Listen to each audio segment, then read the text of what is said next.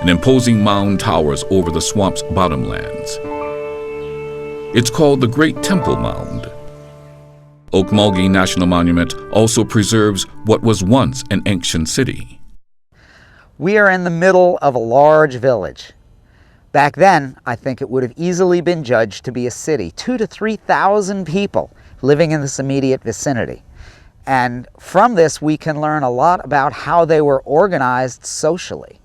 How were their buildings arranged in groupings? What was the relationship of the houses compared to spiritual places and political and social gathering places?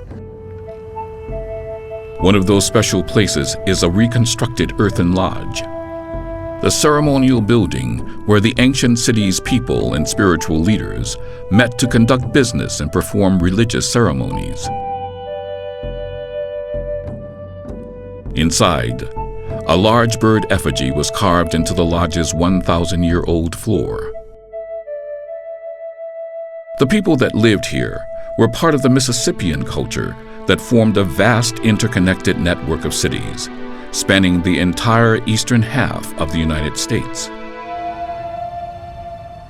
Around 700 AD, a remarkable transformation took place in the eastern half of the United States.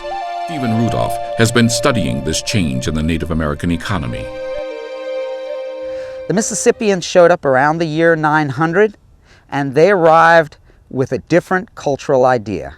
Agriculture as a main function of the society. Corn, beans, and squash, the three sisters. Those three agricultural products change a culture dramatically. They allow your children to grow up more healthy. They allow the older folks to live more successfully and pass on the knowledge they've gained. And it becomes a dependence on that agriculture, which is generally an advantage to the society. We also found a trade network that comes with these Mississippian people that extends throughout much of this part of the country. And so we look at that as an idea rather than a simple idea, a very complex idea. The people who are here were part of a much larger society that stretched up and down the entire Mississippi all the way to the coast. This remarkable network of cities could almost be viewed as a trade empire. Its capital, called Cahokia, was a city of over 20,000 inhabitants near present-day St. Louis. A typical Mississippian city looked something like this. Laid out as a rectangle, the cities were usually walled.